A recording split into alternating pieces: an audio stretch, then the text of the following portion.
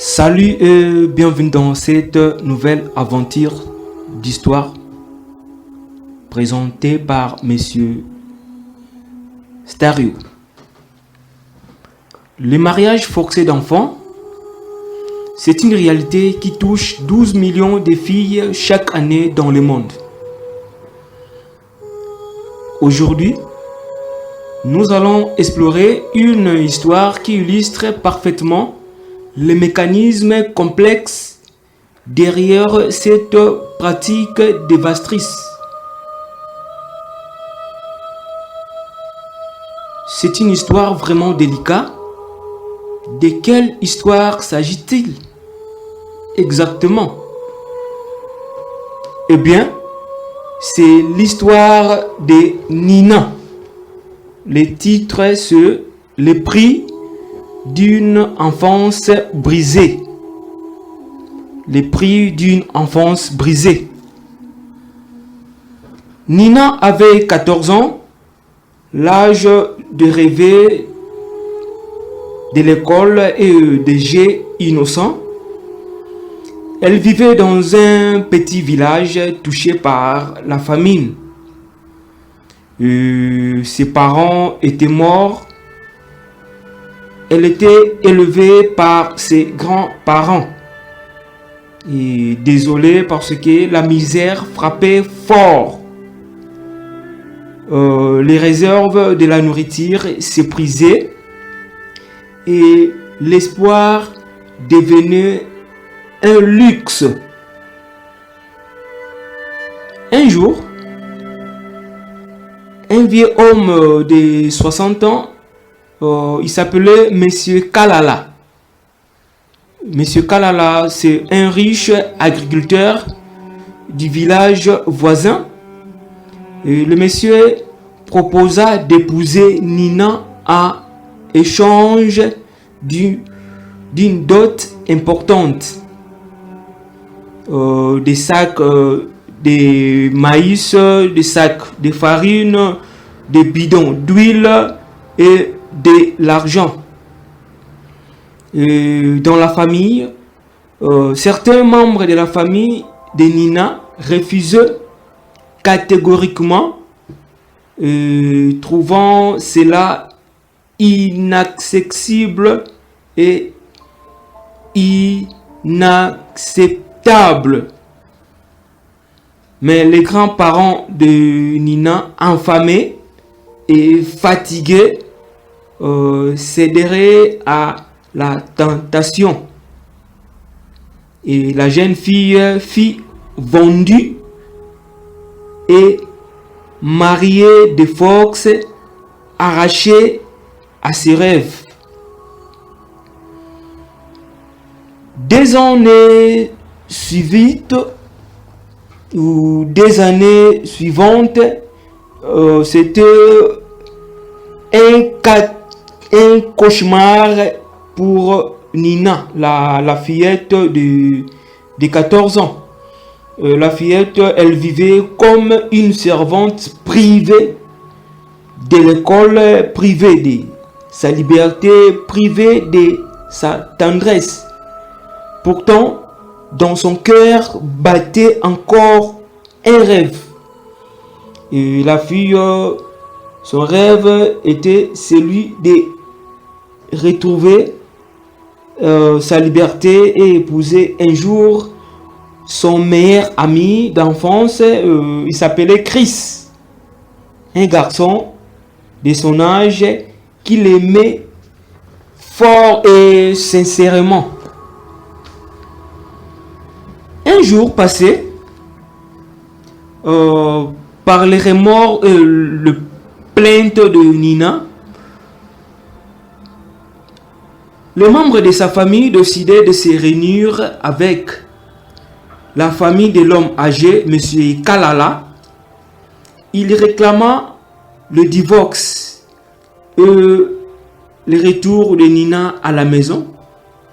Mais, chose choquante, M.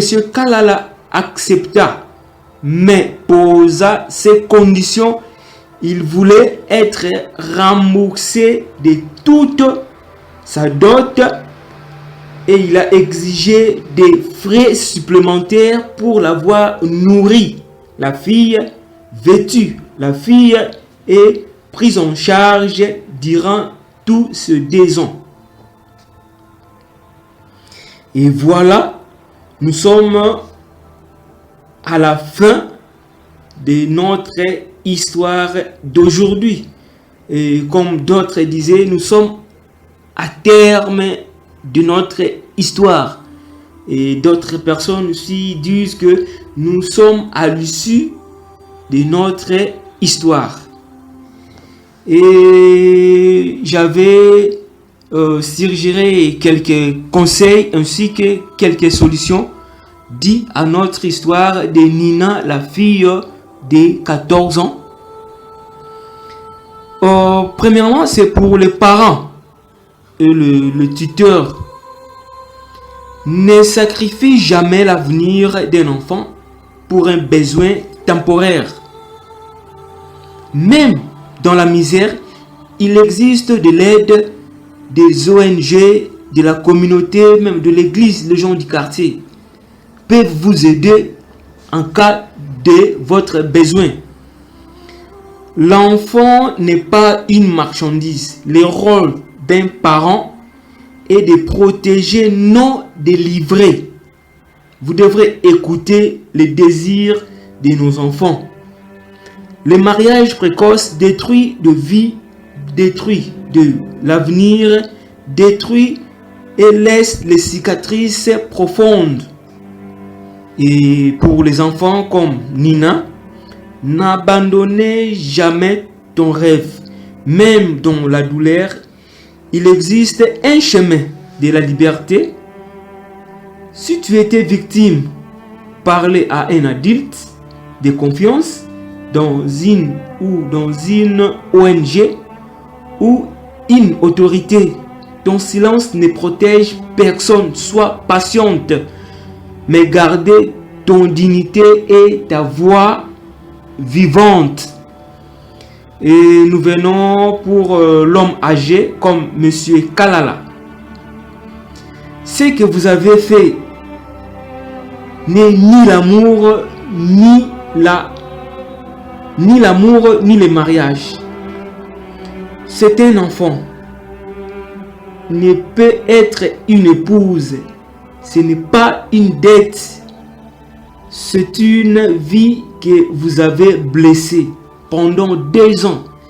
Acceptez de libérer cette fille sans condition. C'est un geste d'humanité, pas de faiblesse. Cherchez à vous réconcilier avec votre conscience, pas avec enrichir la souffrance d'une mineure. Et pour les anciens, comme le chef coutumier, des grands, des parents, des oncles, des tantes, vous êtes les gardiens de la sagesse. Vous êtes les gardiens de la sagesse, pas les auteurs de l'injustice.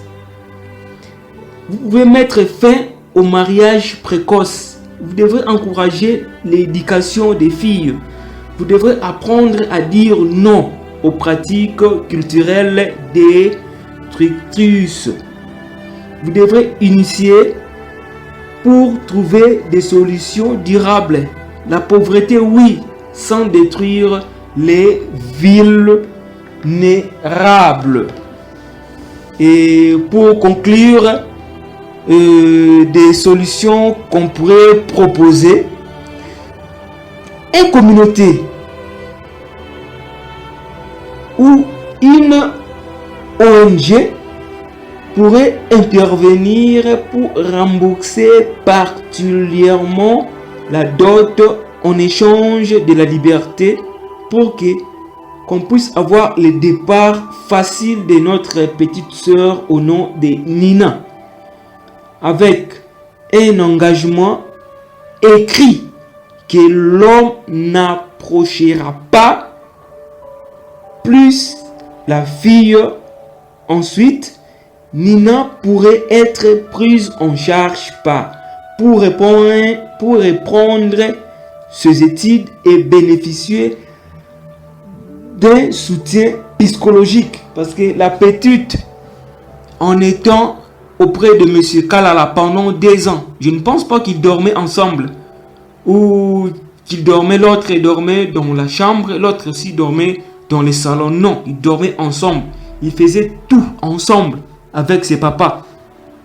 C'est comme une abomination. Mais la petite, comme elle était comme une esclave, elle était vendue parce que son père et sa mère étaient déjà morts.